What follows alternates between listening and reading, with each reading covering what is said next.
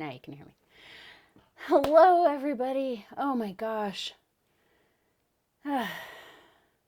So, it's been a harrowing week, not in a bad way, just in a all of the things way. So, this week I bit off way more than I could chew and decided that I needed to do all of them right now. So, I've been in crazy town for at least a week now. And yeah, I'm going to do a little bit more work tonight after we get done with this. I know it's getting so long, isn't it crazy? It's insane, man. I have a little bit more work to do tonight. And then tomorrow I'm going to hit it hard one more time and I should be done. I should be able to get done by tomorrow. So, everybody, cross your fingers for me. So, I think today, with our color theory thing, basically what I want to do is just kind of, no, Jane's superpower is not multitasking. Multitasking makes me crazy and makes everything take 50 times longer than it should. So I suck at multitasking. I shouldn't do it. And I am fighting with a sneeze at this moment.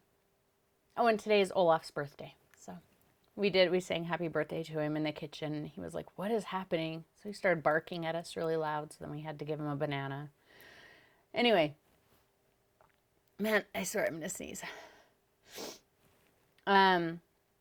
What I want to do today, because I really didn't get a lot of time to put thought into today. I apologize. I know that sucks that I even admit that, but I want to be, open and honest with you guys. Oh, bananas are his favorite thing in the world. He's probably in the other room, like his ears are twitching forward every time I say banana right now. And he can hear you open a banana or tear one off of the bunch from the other side of the house and he comes running. Yeah, they're his favorite thing in the world. But, so I didn't get a lot of time to put thought into today. So what I wanted to do today was just kind of maybe go over any topics that you guys feel like you need help with. Whatever questions you have about colors or, color mixing, color theory, primaries, secondaries, tertiaries, anything that you want to talk about. I have all of my stuff here, all of my paints. I've got some paper, I've got some canvases. We can do demos and talk about whatever you want. And then next week, I'll review what we've done and I'll put in a little extra time, I promise, into getting us an event next week that is a little bit more structured. So today I want to show you what I've been working on all week that has made me an insane catastrophe of a person. Oh, and then also I had a sale, which is awesome, but at the same time, sale weeks always are very, very busy for me because I have to spend so much extra time shipping brushes. So, yeah.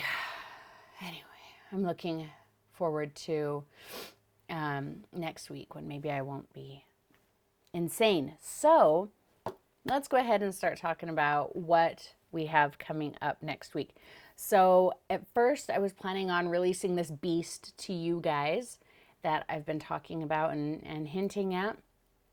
And I was just going to do like a quick version of it on Instagram for everybody else. But then I decided that's kind of crappy because I didn't do a video last week. So I should do a video. So I decided to do a whole new video. And that's why I'm insane. So next week's video, this is going to be the public one on Tuesday. I actually used one. Oh, look, you can see it right there. This is one of the Fredrix metallic canvases. This is the pearl. Oh, I thought Vince needed me. So this is the pearlescent canvas. You can do it on a regular canvas if you want. You don't have to use metallics if you don't want. If you don't have a pearlescent canvas and you want to do a metallic background, I would recommend that you use the iridescent medium, because it's not as shiny or as metallic as the canvas, but it's close and it's about the same color. So that would be a good option if you don't have the metallic canvas. Whoop, there. Yeah, the metallic is beautiful. I think I liked this one better than the gold one, which is crazy, right? But look how shiny it is. You can see it there. So here's what I did for the public video. Some of you might recognize this image. Vince is whistling for some reason. Okay, so here's for Tuesday. Wow, look how reflective that canvas is. It's like blinding sometimes. Da, da, da, da. So it's kind of an abstract, surreal moonscape, like that watercolor painting that I did a while back.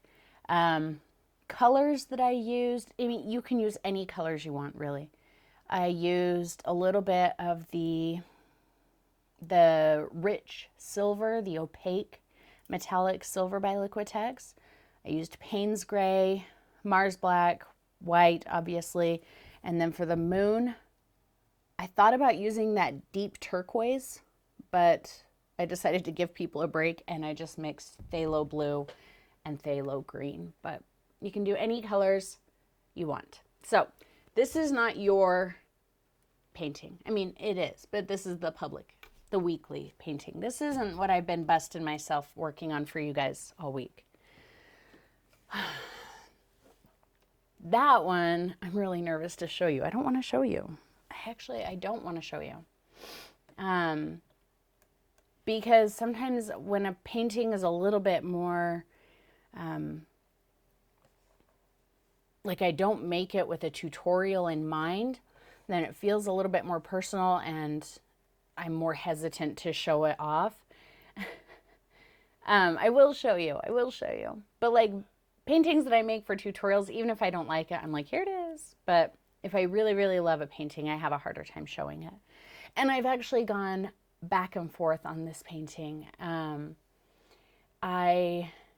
I swung pretty wide on this one. I had days where I was like, I am so in love with this painting. I was so proud of myself. It was my favorite thing that I had ever painted. And then I'd turn around and come back 10 minutes later and be like, this is horrible. This is so bad. What was I thinking? I can't put this out there. This is terrible. And so I kept swinging both ways. I believe I have decided how I feel about it now. I painted this on one of the Fredrix Ultra Smooth. You can paint it on anything you want, but it is 16 by 20. I only used black and white for this one. It's just black and white. But again, you can do it in anything you like. So, are you ready? Are you guys ready? All right. I'm really nervous about this. Okay.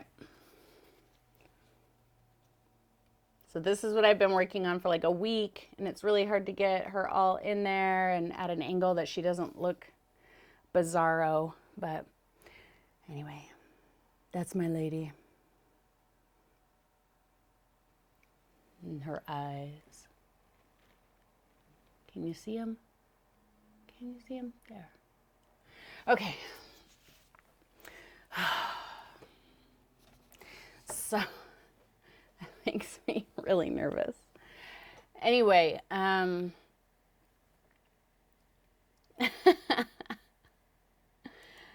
it is. I know. It's funny because I recorded it and I was like, yes, I rock. I'm the best. No, she's from a stock photo, and I will get you guys the stock photo. I had to pay for the stock photo, so it's not at a place that you can just go download it. I am not even making the photo available to anybody else. I'm going to get you guys a grid and the photo, but nobody else is getting that. Yeah, so I filmed her and I loved her and I was so proud of her. And then I started taking photos, to try and, because I have to have a photo, right? And every time I took a photo, I was like, she's so ugly. she looks like she had a stroke, or like her face is all lopsided, and I had to fix one of her stupid eyes. So after, I'll make you a few different sizes of grids too. But after I finished recording, and actually after I finished editing that original recording, which is 5 hours long, 4.5 hours long, I went back and I touched her up and changed things more, and I didn't even record that part because I was like, this is just too much at this point. So yeah, I painted that all week. I think your final version is going to be about 4.5 hours long. No, she looks great now. She went through some hard times. You guys will see in the video. The Instagram version, I edited a lot of it out, so it's not even just sped up. I edited a ton of it out. I think their version is going to be like 16 minutes long, and there's not going to be any instruction. The instruction on your version is probably going to be kind of slim too, because it's 4.5 hours, dudes. I don't think I'm going to 4.5 hours go. All right, then I put a paintbrush there. And then I put white there. She'll get pretty sick of me after the first hour or so. So I'll fill it up with some little inspirational tidbits here and there. I should have done a portrait of myself. That feels weird. No, I'm not ready for that. Not ready for that level of neuroticism. But you know, maybe once you guys have seen this, maybe we can kind of do a portrait challenge, you know? And a self-portrait is a great idea. You know your face better than you know anybody else's. It's really easy for you to get a photo of your face that is in a position and with lighting and everything that you feel like you could paint. So yeah, maybe we can do a portrait challenge. So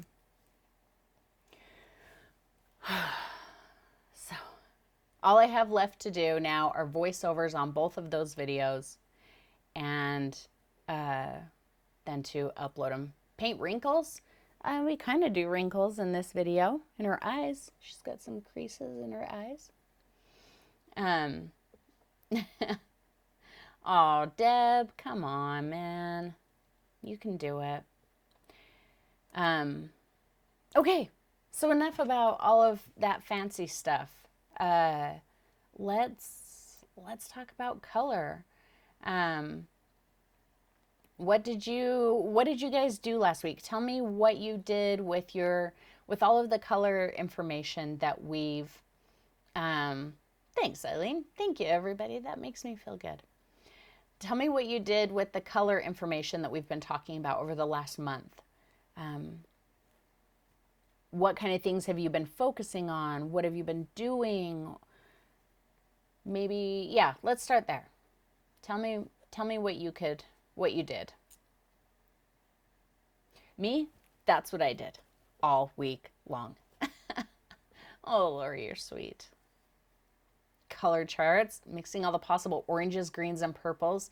Nice, Sherelle. I bet that was so much fun. Welcome, Lori.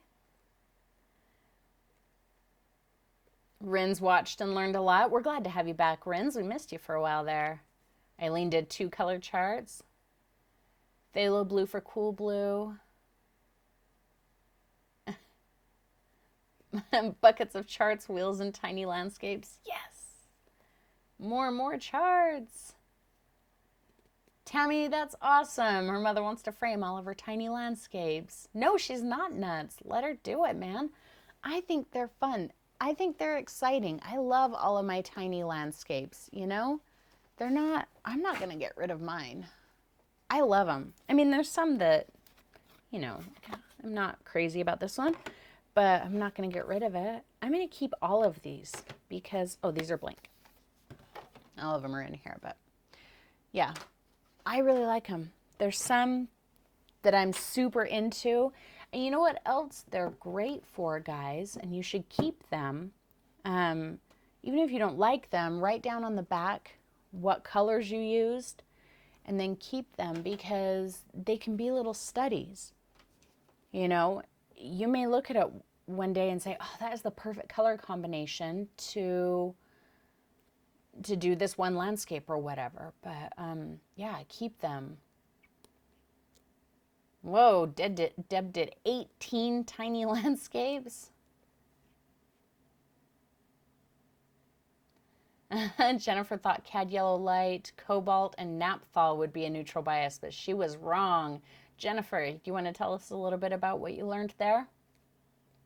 How were those not a neutral bias? What ended up happening? I can pretty much see what happened in my head with those colors, but I want to hear from you what happened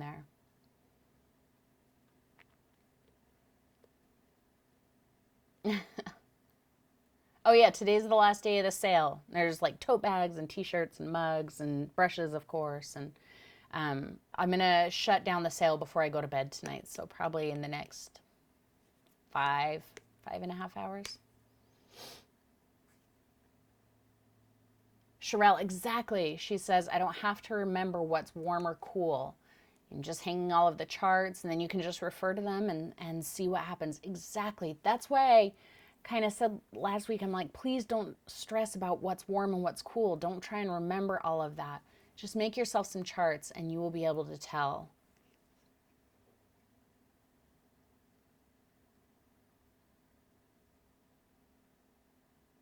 Yeah, Lori, you're right. She said that some cheaper brands, they don't do the same results on color charts. Yeah, that's exactly right. And I noticed that the one time that I experimented with the Artist Loft paints a long time ago, like right after they came out, I was like, ooh, they don't mix as well. Ooh, Prussian blue and Quin magenta. Jennifer says with her cad yellow light, cobalt, and naphthol crimson, I believe, she got great oranges and dull greens and purples. That's right, because naphthol is very heavy on the orange.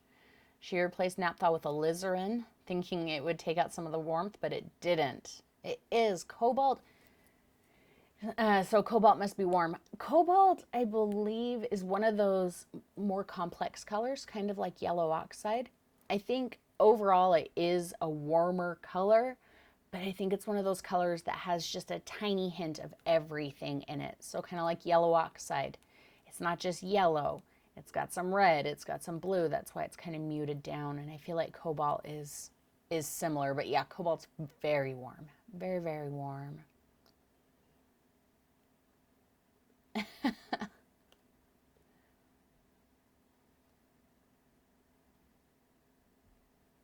Well, cool. So, who was surprised by something? Like, tell me something that you did that surprised you. Or, maybe a color mixture that you didn't expect that you ended up really, really liking. Or anything that you did that was really surprising to you. Tell me about that. Sherelle really likes cerulean for mixing. It is. And cerulean's another one of those complex colors that's a little bit muted down. By itself, it's kind of ugly, I think. But when you mix it, especially if you're trying to get distance, it fogs things out and cools them off and really helps you push colors into the distance. Tell us where color falls in my planning after composition, but after value too. So I think I think it depends on what I'm painting. Sometimes I am picking my colors based on value. If I'm like, well, I need something to go really dark here and I want purple. Well, how am I going to get a dark purple? And like I said, I like to try and keep my color palette down just a little bit. So rather than saying, oh, I'll just throw some Diox purple in here, I'll look at the reds and blues that I'm using. Can I get the dark purple that I want out of that? No? Well, maybe if I change out the blue, then I can. But is that blue going to do what I need it to do in these other areas? So a lot of times I'll do it like that in conjunction with my values. Like, I want yellow. I want it to be bright, but I need it to be really, really pale too. So I'm probably not going to go with Cad Yellow Medium because it's a little warmer. It's not going to give me that pale, bright yellow. So I might go Cad Yellow Light. So it's usually chosen with my values. If I know I can't get the dark colors or the light colors that I want, then that influences the colors that I choose. Tammy says, one thing that confuses me a little is when you mix two colors and get basically no mixture. Like they just don't speak to one another. Tammy, can you give me an example? Like tell me two colors you mix that you feel, I think I understand what you're saying, but not really. So give me an example and we can go over that. Cad Red Light gave you greens, Lori? What were you mixing it with? I can't foresee, or a situation where that would happen.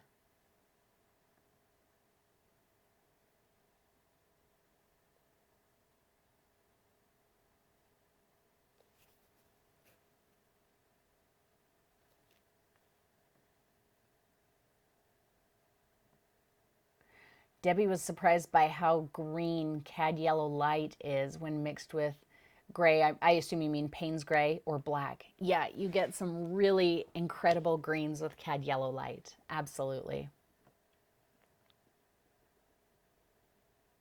Rhonda was surprised by how different palettes mix the same colors as others.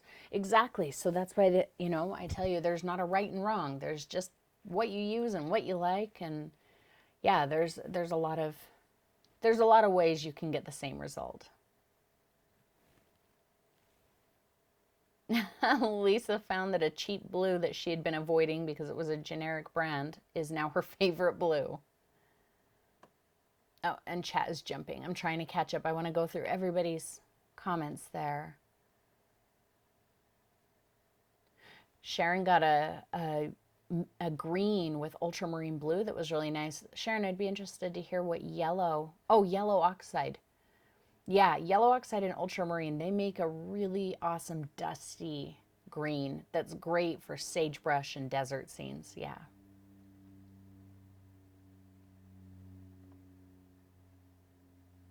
Yeah, Hansel Light makes great greens and oranges. It's fairly primary. Fairly primary. The only reason I don't use Hansel Light so often is because it's not opaque. It's very, very soft and it's transparent.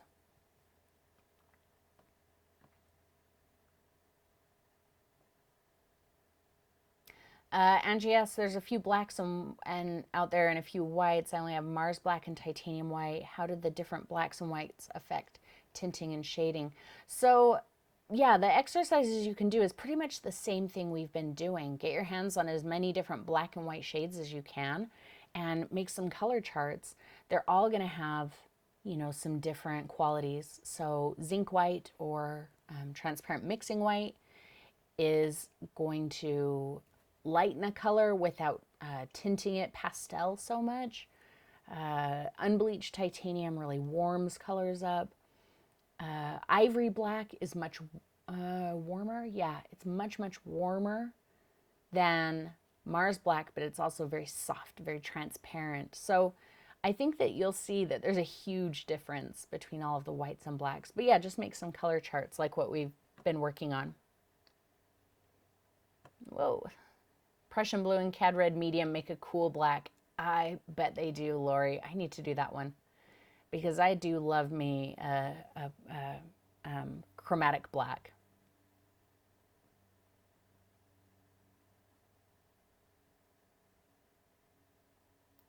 Lori posted hers. She used Cad Red Light, Cerulean Blue, and Phthalo Blue. How interesting. Oh, I don't see that with the cerulean. That's surprising to me, but I can kind of see Cad Red Light mixing with Phthalo Blue to give you greens. Absolutely, because Phthalo Blue already has so much green in it. And it's a very, very strong blue. But the Cad Red Light brings a lot of yellow to the table. So I bet you'd get some pretty intense muted greens. That's interesting, Lori. Thanks for bringing that up.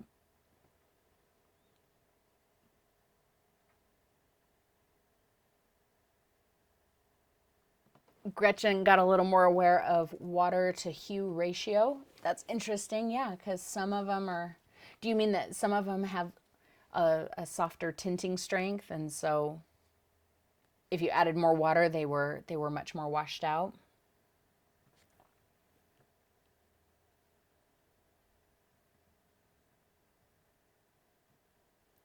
Crimson and yellow deep, they all came out red. So yeah, so I think what, Tammy, what you're talking about is sometimes a color has like an intense pigment strength. Like phthalo blue, for example. Here, let me show you. We'll flip my little smiley plate over and I'll do a little demonstration for you. So when a color has a super strong tinting power, that means that its pigment load is very, very high, and it's going to take a lot of the other color to, in fact, you know what? We're going to do this. I'm going to use Mars Black and Payne's Gray because that's the perfect, I'm not going to do it on that. That's the perfect example. Because they kind of, you know, straight out of the tube. Payne's Gray and Mars Black, they look pretty similar. And this Mars Black is basics. So it's not even like, you know, my heavy body, like nice ones. And I'm going to take some white. Just a little bit of white. I'm going to zoom you in here. Come on, camera. Hello? No? Fine. It doesn't want to be zoomed in that far. Get some water on my brush. I'm going to take just a little blob of white like that, okay? And I'm going to pull out about the same amount of gray and mix it. Maybe we'll pull just a little bit more in. There we go. That's roughly a 50-50 mixture. There might be a little bit more gray in that mixture than white. Now I'm going to get about the same amount of white as I did that first time. That might even be just a tiny bit more white. Let me roll some off. Okay. I'm going to pull out about a 50-50 mixture of black. So lay down my white there, pull some black out.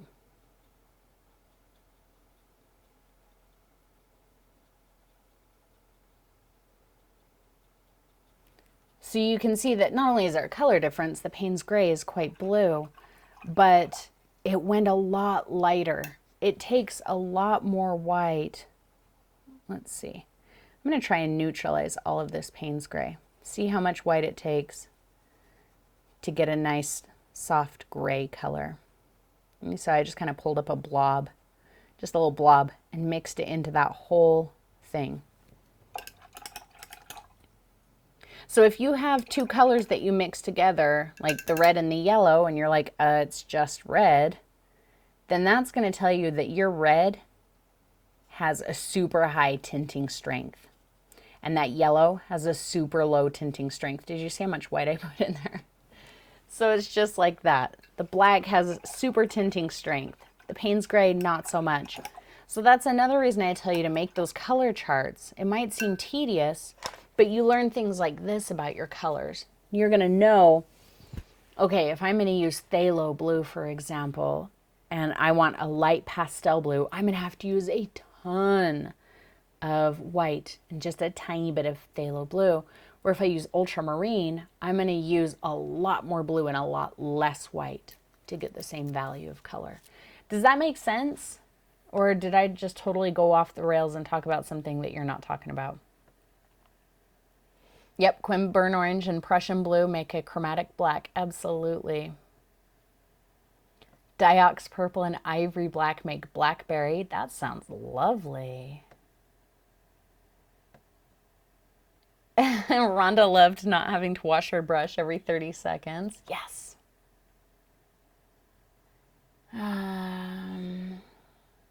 Hello, Tan. Oh my gosh. I got way behind, you guys. If you asked me questions and or said something that you want to make sure that I see, then tell me again because chat just went while I was on my tirade.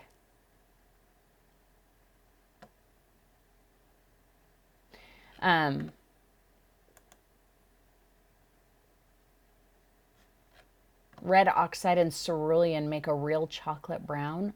All right, now you're just making me hungry. I'm gonna have to mess with that one. That sounds like a good color. Sometimes I'm on the hunt for like the perfect chocolate brown.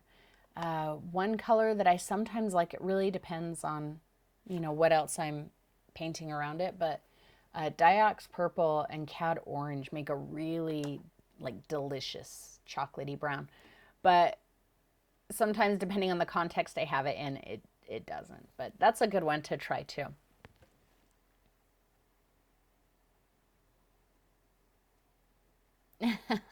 You're welcome, guys. Thank you.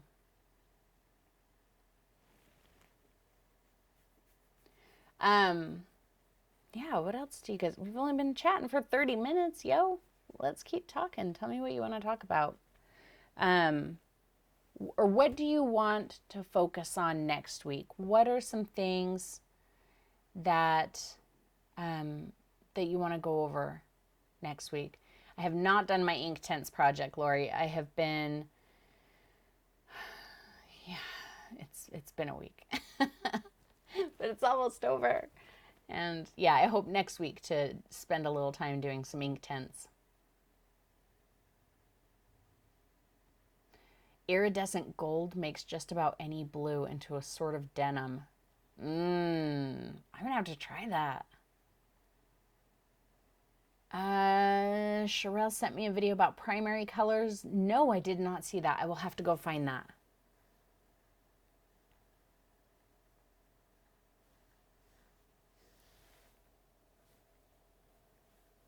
So next week, anyone? Requests?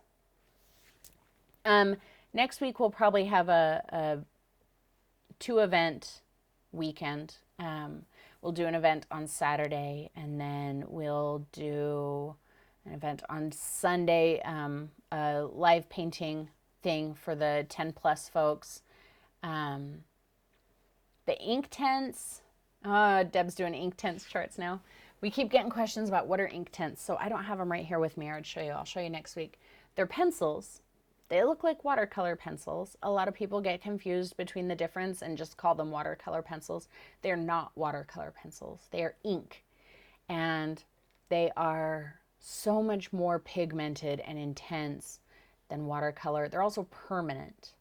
So you can actually use them on fabric and everything, and it is set. It is permanent.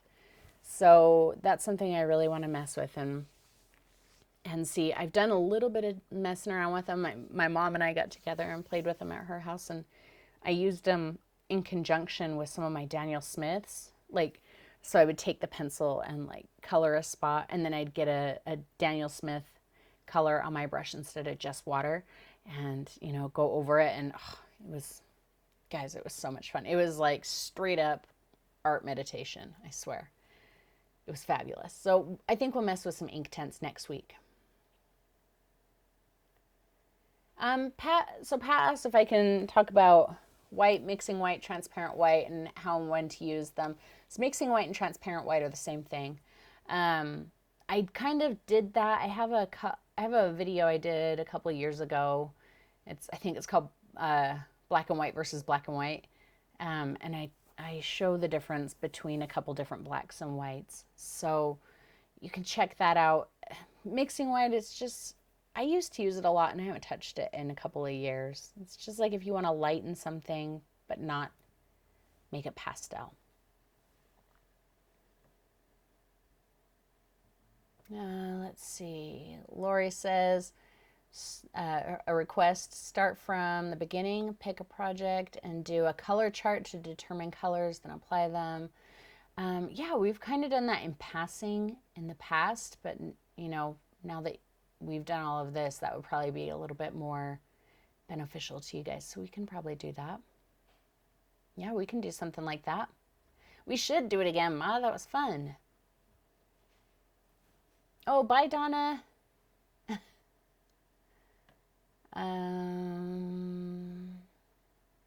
More watercolors. Yep, I think we will do that next week because we can use the Inktense pencils on watercolors. It was gorgeous, Lisa. Your moon or your raven painting. You're all, I freehanded it, so it probably doesn't look very good. It looked incredible. Inktense, they're cool. They're expensive, so if you don't feel like that's something that you would be interested in, you know, doing some work with, I probably not recommend them because they can be very expensive.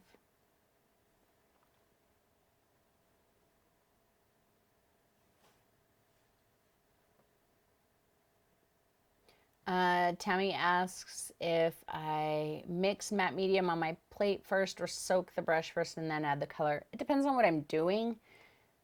It really depends. If I'm glazing, then I'm going to get a lot of matte medium on my brush and then mix that with the paint that I want and put it on. But if I'm like highlighting or blending, I might pick up my color and then just like pick up a little scoop of matte medium and just kind of let it blend on the canvas. So you can really use it anyway. Sometimes I'll put the color down and then just pick up a little matte medium and swipe over it with just matte medium. So experiment with it and see how the different ways change what it does.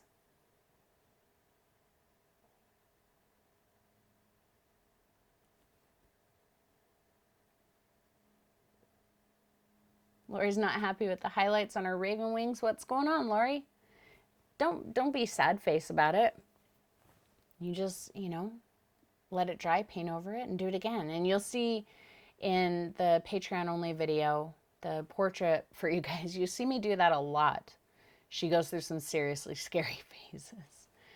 And, you know, just when you think, oh, she looks good, then I come back and I like repaint her entire face or, you know, parts of it.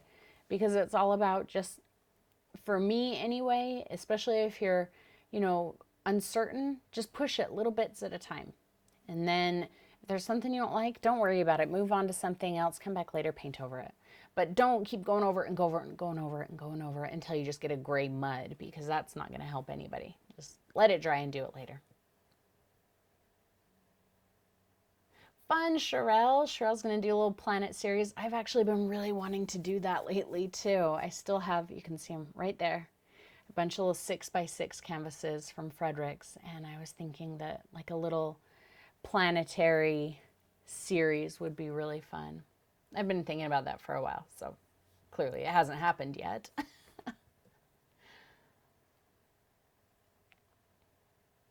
My throat is so dry today, you guys. I'm sorry.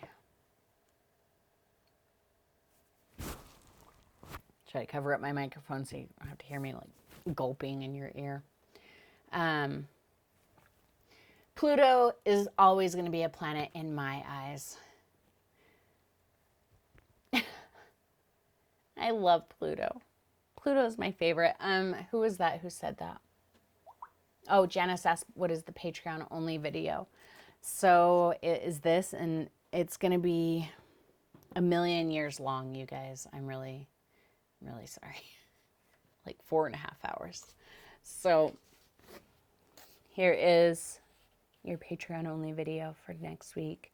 It will be out as soon as I can get it out.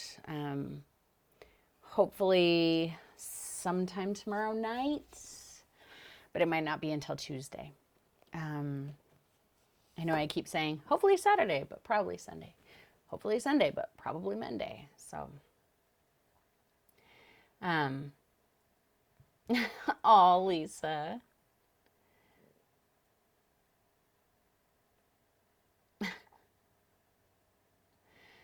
So, yeah, and actually I did that with this one too, when I told you that I kept going back and making changes.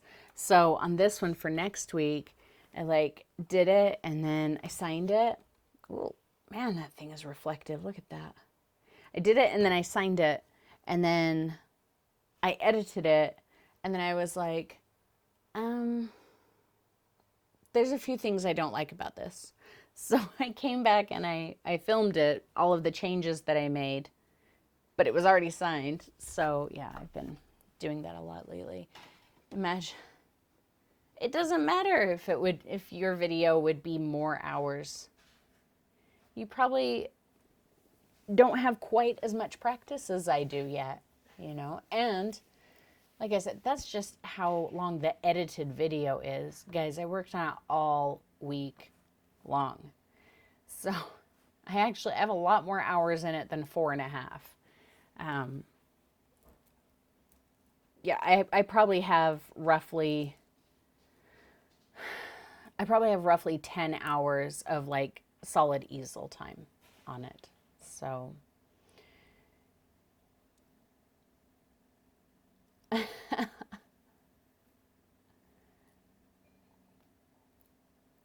I think don't be intimidated. You know, I don't want anybody to be intimidated. I'm not showing you that portrait video so that you can be like, "Oh, I'm never going to be that good. I'm never going to be able to paint that," or, you know, nothing like that. What I'm showing you is, well, and you know, we'll go into it. There's a lot of things I want to say. And in that video, it's mostly just going to be inspirational stuff. It's not going to be so much a tutorial because you'll see. But what I really want you to get out of that is taking your time, to not be afraid to make mistakes, to push through the ugly phase. Because friends, let me tell you, her ugly stages are multitudinous. In this video, I learned that word from Vince. She goes, and some downright scary. Let me see if I have a picture of her downright scary. Please stand by. Friends, she was terrifying for a few minutes. I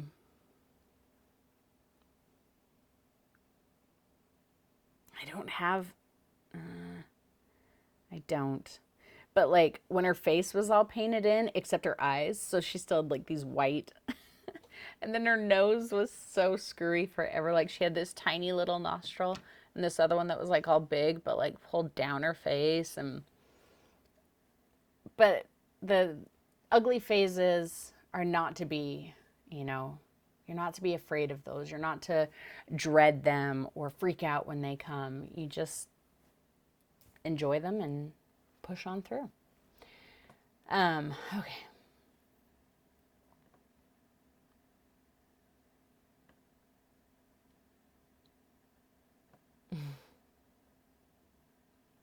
Yeah, we're going to do some Halloween stuff coming up. I kind of feel like it's so early, you know, I usually don't start really like pulling out the Halloween guns until September. Um, yes, she was meant to be a zombie. I know, I should do a zombie now, huh? So in September, I'll probably pull out the Halloween big guns. But until then, I'm trying really hard to, you know, because I don't want it to be like September 14th and we're all Halloweened out. Um, yeah, so we'll get some. There's an image actually that I really wanted to paint last year. And because I push myself so hard, I've noticed that, you know, my skills are better, you know, year over year. So maybe that image that I wanted to do last year, maybe I'm good for it this year. So maybe I'll pull that one out for the first one of the season. Crap, that means next week is going to be intense too, because that's going to be an intense one. We might have to wait a week on that one.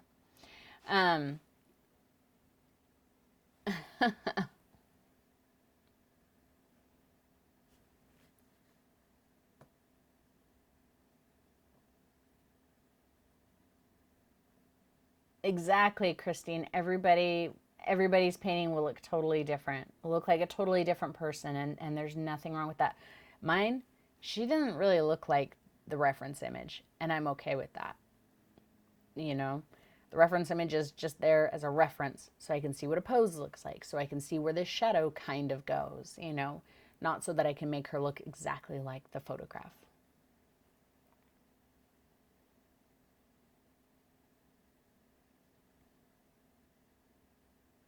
Yep. Oh no, I know that all of you guys have improved. You know, it's been some of you I've known for, you know, quite a bit longer than others, and it's been really fun to see how, you know, your styles have developed.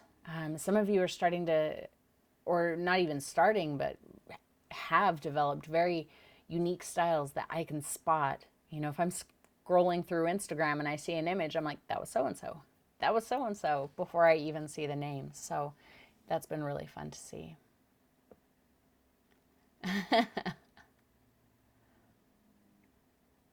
um, so what size of canvas and what type did I use for the portrait? I used a 16 by 20, but I'll provide you grids in a couple different sizes. You don't have to use 16 by 20.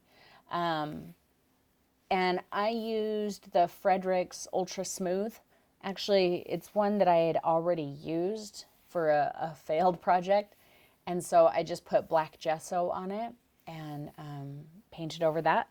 So yeah, and I think that the smoothness of the canvas was really nice in painting a portrait because I didn't have to worry about, you know, canvas texture so much. It really helped me get super fine lines in her eyes, which was really, really nice, but I don't think it's necessary.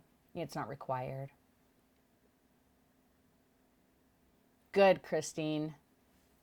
She said she used to try and duplicate exactly and unsuccessfully, and now she's listening to what I'm saying. Good, because it's not about exact duplication. It's about expression. You take the techniques and things that I tell you and you translate them through who you are and what you do and, you know, everything about who you are, the materials you're using, where you're painting, your lighting, you know, your mood that day. Everything is going to have some kind of an effect on how your painting looks at the end that I could never achieve, that nobody else could ever achieve. So we should all, you know, really embrace the differences that we see in our paintings because it says something about who we are as individuals, not, you know, I've already said who I am as an individual through my painting, so there's no need for you to try to say who I am through your painting. Say who you are. I didn't sand it, no. I just put some gesso down. The black gesso, it doesn't seem. Hang on a second. Olaf is chewing on his feet like he knows not to do because he has allergies. Olaf, stop it. Okay. I'm going to spank you. I'm not going to spank him. First of all, it's his birthday. Second of all, I just use that as a threat. Olaf. Hey, Vince. He's chewing on his feet. Will you spray him? He hates it when we use the anti-itch spray. So it's also a punishment too. Don't chew your feet or I'm going to spray you. And he's like,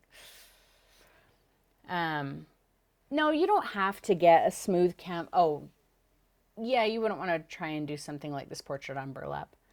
But you don't have to use an ultra smooth canvas for a portrait. I felt like it made things a little easier, but if you want to put down like a couple heavy coats of matte medium even, that would do. Yeah, I mean, you can use gesso.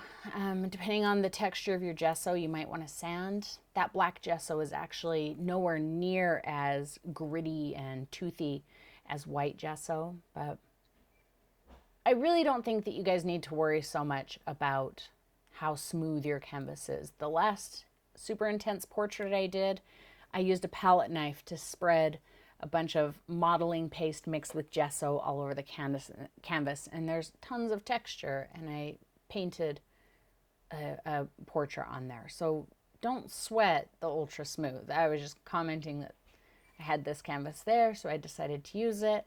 And by the way, the ultra smooth was kind of nice to paint on, but I've painted portraits on worse.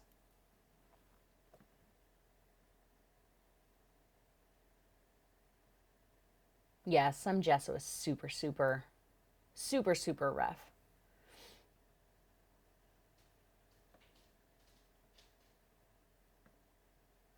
Did you get the Liquitex black gesso, Annie? I find that it's quite smooth. I like my gesso to be, to have quite a bit of tooth.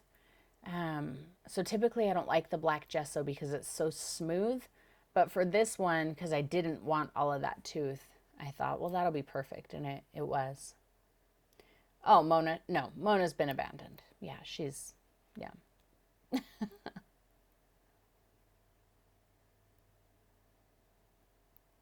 Forky? I have no idea what Forky is, Tammy. Mona's in a coma. Yeah, pretty much.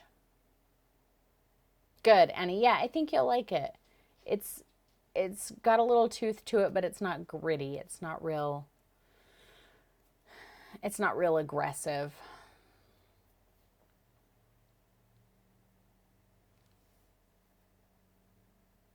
What was my first big painting? Um, that's hard to say. When I very first started painting, I did a lot of 24 by 24s. Um, I don't know that I've ever done anything on super big canvas. I like to paint on 24 by 18 sometimes. Um,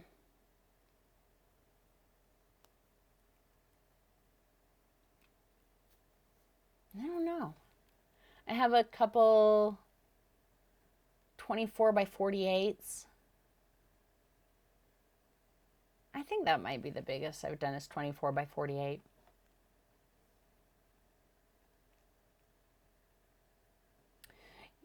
Barbara asks if the black Liquitex gesso is Mars Black. It's pretty close. The real difference between the black gesso and Mars Black is really the sheen. The black gesso is very, very matte. Mars Black is a little bit more gloss to it than that. Oh, from the new Toy Story. I have not seen it. They added colors in the basics line. I did not see that. That's great because they're starting to remove them from Heavy Body. So I was a little miffed at that. Or at least they don't sell them in the store anymore.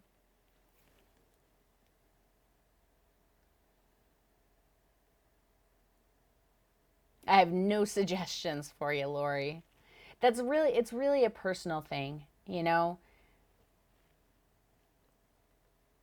mean, you can paint anything on a huge canvas. Yeah, I really have no suggestions.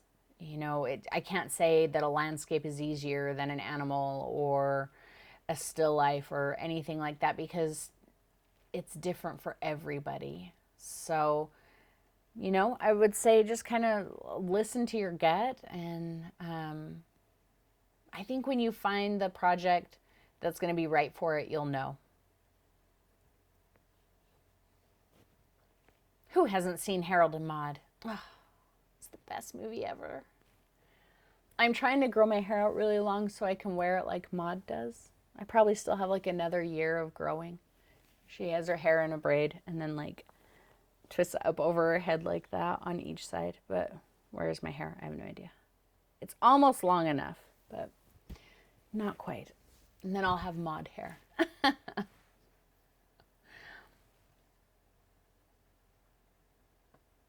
What size did you do the truck on, Gretchen? What size of canvas? I think on a large canvas, I really I feel super confident painting on a really large canvas, and I feel super confident painting on super small canvas.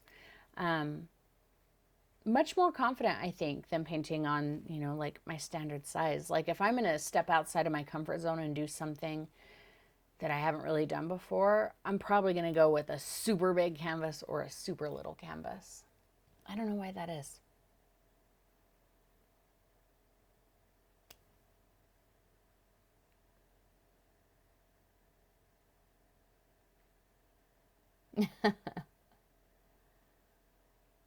Oh, yeah. The Nessie or the Castle Ruins, that would be fun on a large canvas. Yeah.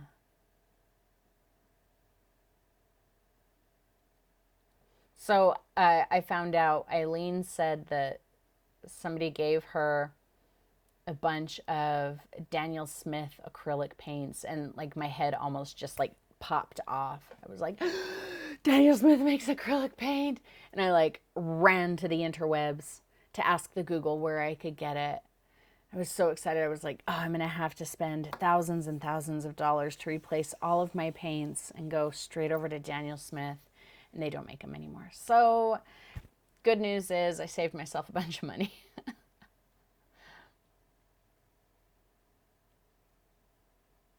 Deb's comfort zone is tiny. Interesting. How tiny, Deb? I did some penny paintings a while back. Like a couple years ago, I did some paintings on pennies. They were kind of cute. We should maybe do that again. We should penny paint again, huh? The rainy window? No, I think it was a 12 by 16. Mm-hmm.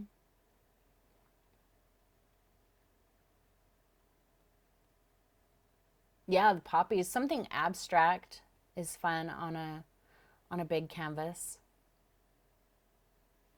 On literal pennies. Yep. I don't know if I have any of them anymore.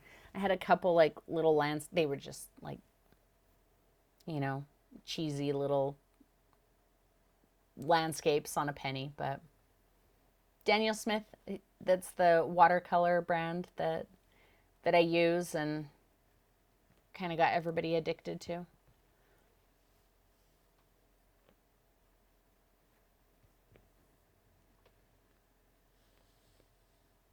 Oh, I think I did see those 1.5 by 1 inch Van Goghs. Oh, I'm so excited for Halloween. I really want to get started on Halloween paintings right now. Maybe we'll do something simple for Halloween for the first week in September. But yeah, I do have an image that I really, really, really want to do.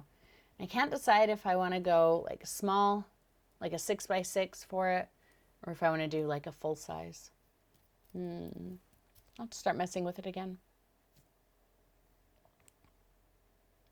Yeah, 18 by 24 I think is really comfortable. That's a really comfortable size for me. I like painting 18 by 24. I don't do it on videos because that's a really big size canvas to try and fit into the frame of the, of my camera, but also it just would make the video so much longer than it needs to be.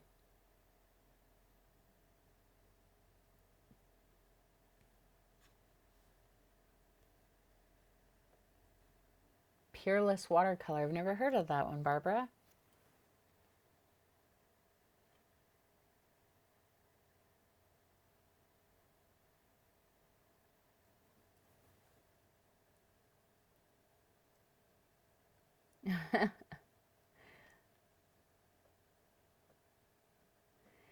What else do you guys have? Do you guys have anything else?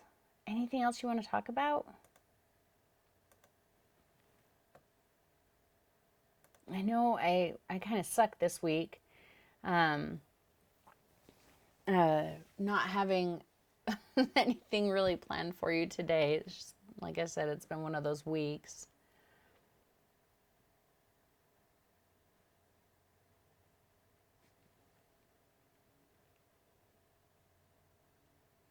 Tan, what do you mean? Is it a must to have? Oh, have a theme in mind. I'm sorry, I read your post wrong. Is it a must have a theme in mind to do an abstract? No, absolutely not. Absolutely not. Just, I mean, do you want to do um an abstract that has recognizable elements to it, like the moon and the waterfall? I would say this is kind of abstracty. If so, then just kind of decide, okay, I want a moon and I want these elements, and then just go for it and let it happen. Or you can do abstract that has, absolutely just nothing recognizable in it. No, you don't have to have a theme in mind. I've heard people say that you absolutely have to, but I think that's really bad advice. We're doing I'll have the portrait out to you guys in the next day or so, George. Christine says, my biggest challenge is trying to paint something original. Then stop trying. Seriously. Let it happen when you're ready for it. The more you stress yourself out trying to paint something original, the harder it's going to be. Just let it happen when it happens, really.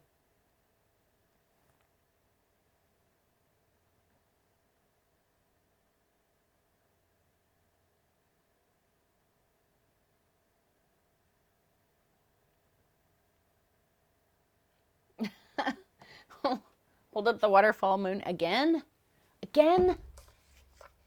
I'll get a picture out to you guys soon. You'll get all of this information in the next day or so. Bye, Ma.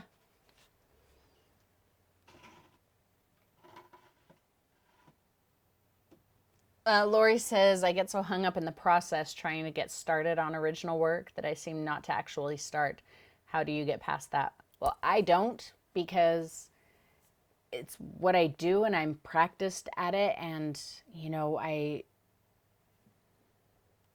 I'm kind of in the phase where I'm not learning basics anymore. And so it's easier for me to come up with originals. But you guys, like I said, if you're struggling to come up with originals, just stop. One day you'll think, oh, I have an idea for a painting. And you'll have, the skills and the patience that you've developed to be able to at least start attempting it. But don't make yourself crazy standing in front of the canvas looking at it going, what should I paint? Because you're never going to come up with something that way. Picasso said, I think it was Picasso, inspiration finds you working. So, or something like that. I might be paraphrasing. So that means that if you're sitting there staring at your canvas, inspiration's not going to come batting you over the head and go, you should paint this. Look what a great idea that is. Instead, when your brush just has some random color on it and you're just like, just plinking around at the canvas, doing something that means absolutely nothing, thinking about absolutely nothing, that's when ideas start to hit you. That's when you might stop mid-brushstroke and go, that gives me an idea. And I've experienced that many, many times. So, yeah, that's my first bit of advice. Stop trying. Seriously, stop trying.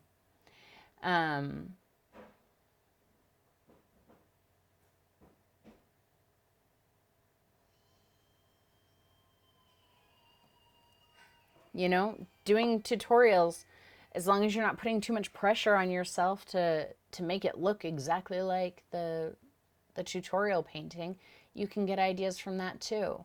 Use the tutorial as just a starting place. Pick colors you like. You don't have to pick colors that I'm using. Use a different brush or a different tool or a different medium or a different size canvas, or just use my tutorial as a starting point and then head off on your own. And before you know it, you'll start to develop those muscles that you need to be able to do originals.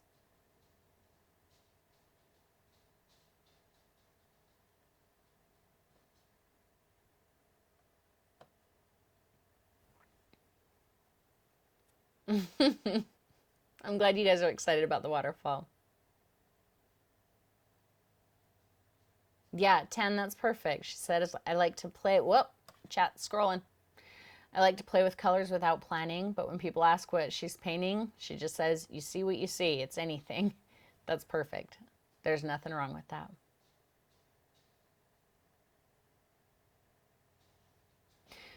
Yeah, Christine says that she joined a group a while back and left or quit painting for 6 months because like the critiques were brutal. And you guys, this is one of the reasons that I don't critique.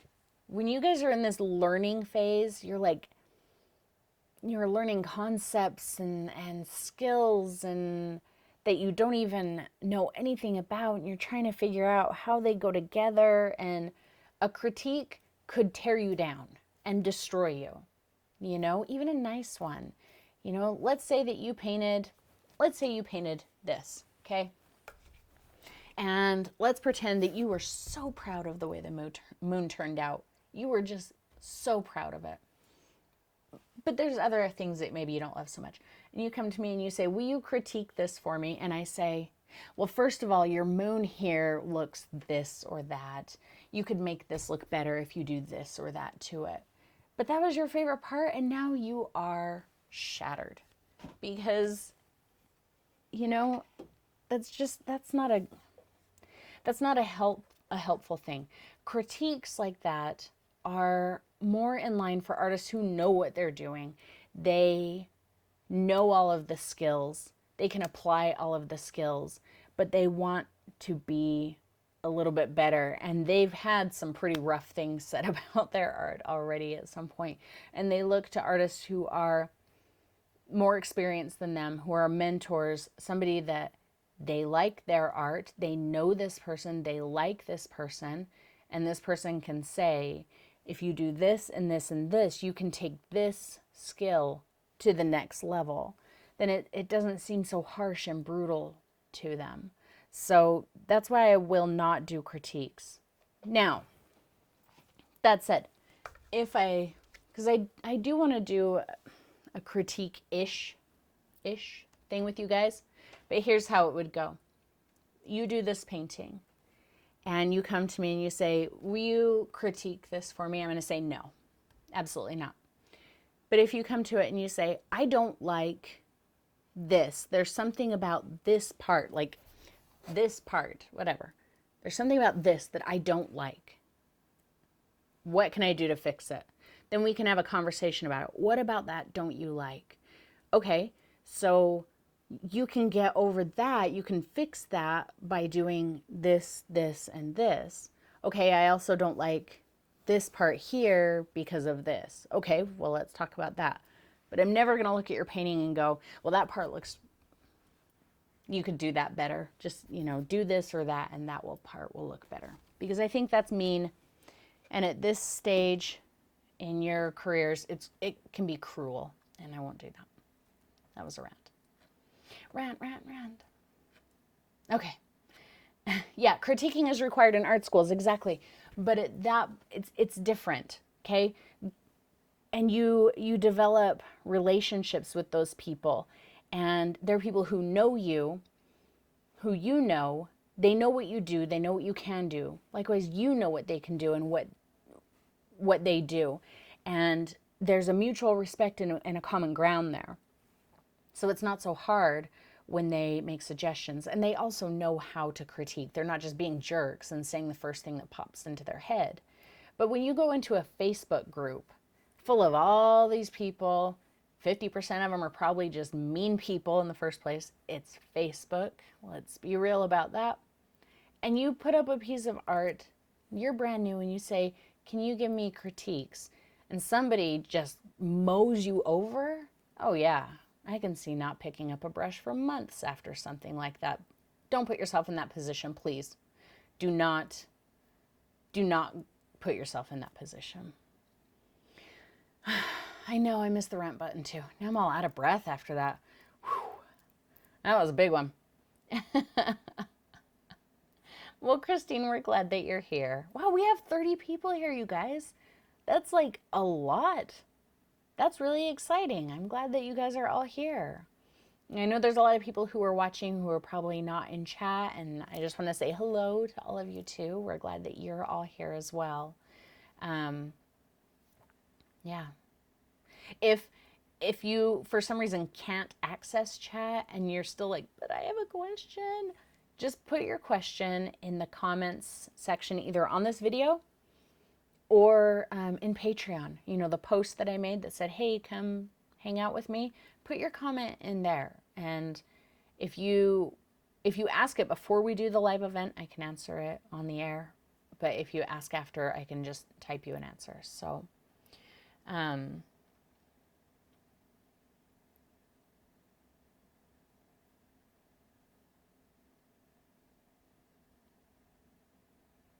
oh, Lori, I hate to hear that. She says she was treated poorly in an art group. And they told her that her work wasn't good enough.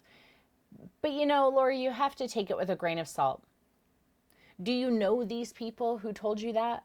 Do you trust them? Do you have a relationship with them? Do you know their work? Do you like their work? Never listen to the opinion of someone that you honestly couldn't care less about. I mean, It's harder if it's somebody that you love and you really respect, but hopefully we love and respect people who aren't jerks like that.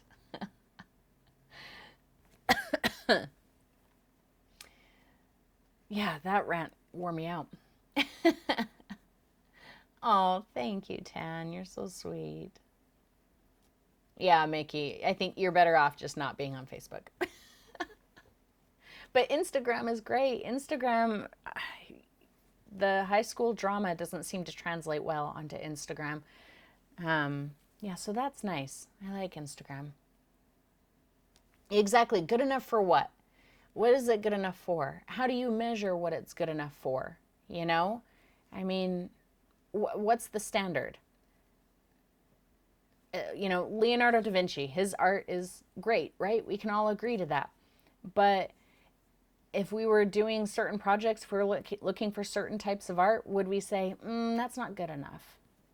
Maybe, because there's no real yardstick for good enough. There's, good enough for this or good enough for that, and even that, it's all subjective. Never listen to some idiot's opinion, seriously. And I apologize for calling people that I don't even know idiots, but yeah, that miffs me.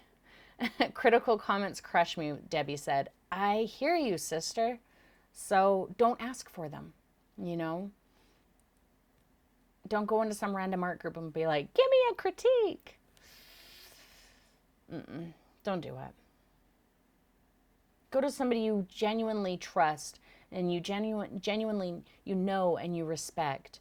And that should be a person who you look up to their art, somebody who you want to emulate in some way, and ask them. And if they're, a true artist and a true friend, they'll give you the information you're looking for, and they'll give it to you in a way that won't rip you down.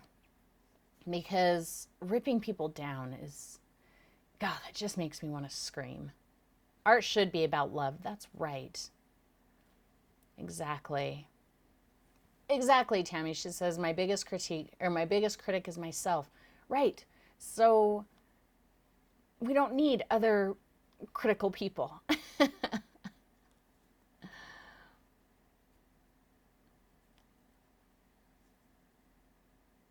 Thank you, Debbie. I thought that Harvest Moon was rather Halloween-y too. And then I was like, whoa, rein that in. It's mid-August.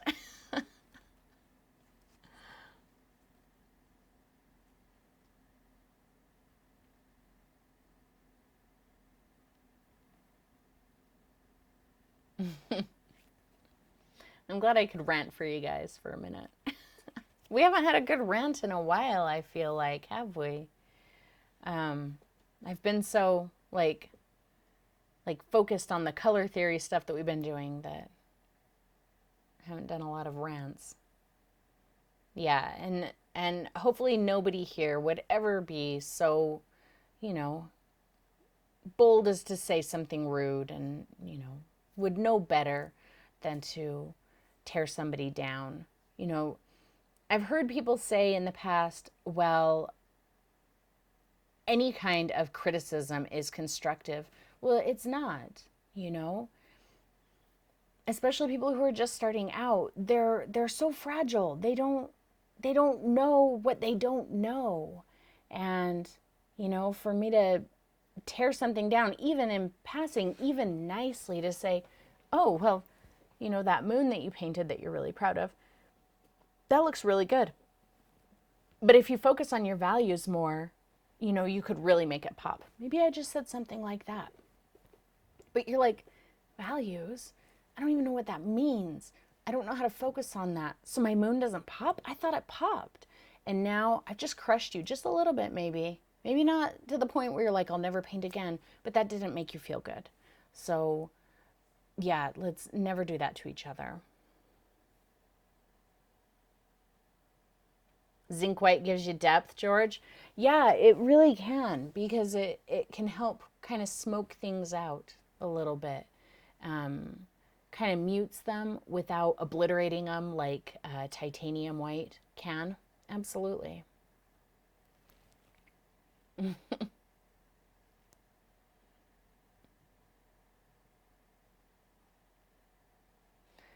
Oh, Debbie, yeah. So some of you guys weren't here earlier, so I will run over these two paintings one more time real quick, and then I'll probably let you go.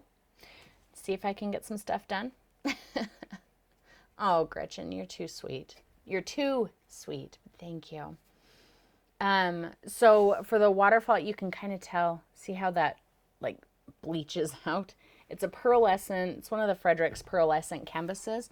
But like I was saying, you could use the like the Liquitex iridescent medium.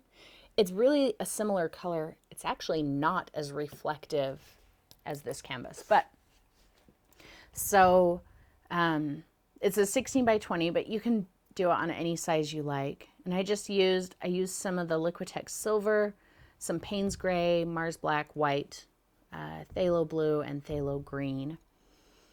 There's no reference image. It's based off that watercolor painting that I did a little while ago. So this is going to be the public video on Tuesday for everybody. But then the very second that I can get it done, I can't tell you when. I'm working on it as hard as I can. This is 16 by 20. It's on a Fredericks Ultra Smooth, but it can be any size of canvas, any type of canvas you like. This is the Patreon only video. That's going to be roughly 4.5 hours long. It might be a little under that. And I will get it out to you the very second that I can. I just want you to look at her eyes because I'm so proud of her eyes. Look at those eyelashes. Can you see the reflection of her eyelashes in her eye shine? Oh, no, you can't really see it, can you? You'll see it in the video. I was pretty proud of myself for that.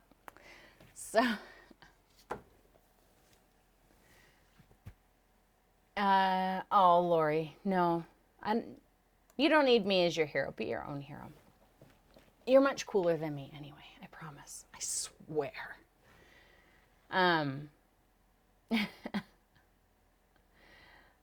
So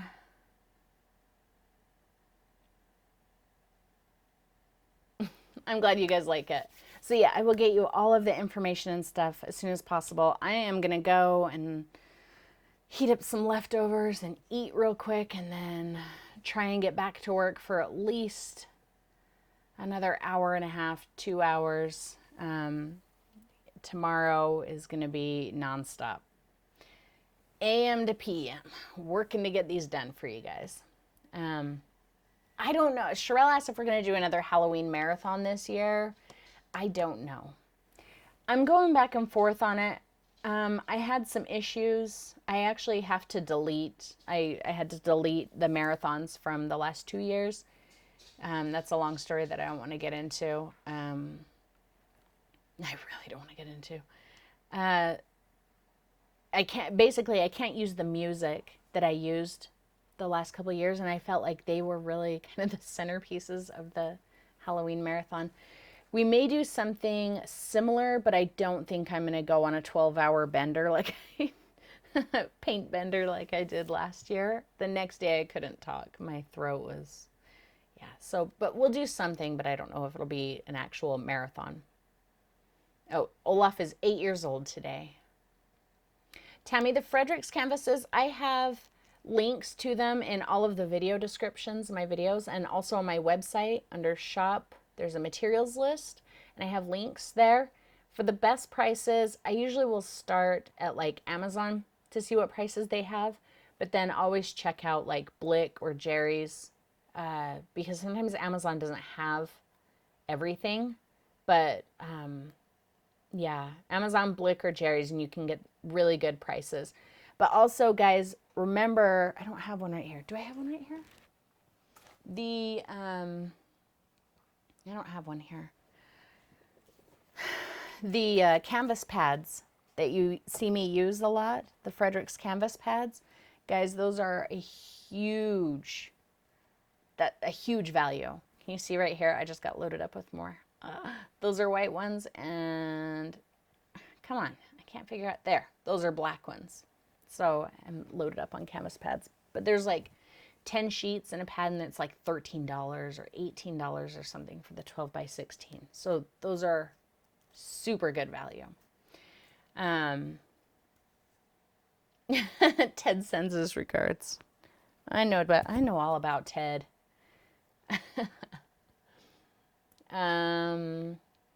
Okay, yeah. Thank you for reminding me, Lisa. Yeah, the sale goes on until I go to bed tonight, so around 9 or 9:30. And then, yeah. No, Lori, seriously, the Fredericks canvas pads, cheap. Super good quality. Super cheap. Um, all right, I'm going to go. I love you all more than anything else in the whole world. Wait, I got to turn off my stupid face there. There. I love hanging out with you guys so, so much, and I will see you in a couple of days, hopefully. So have a good rest of your night.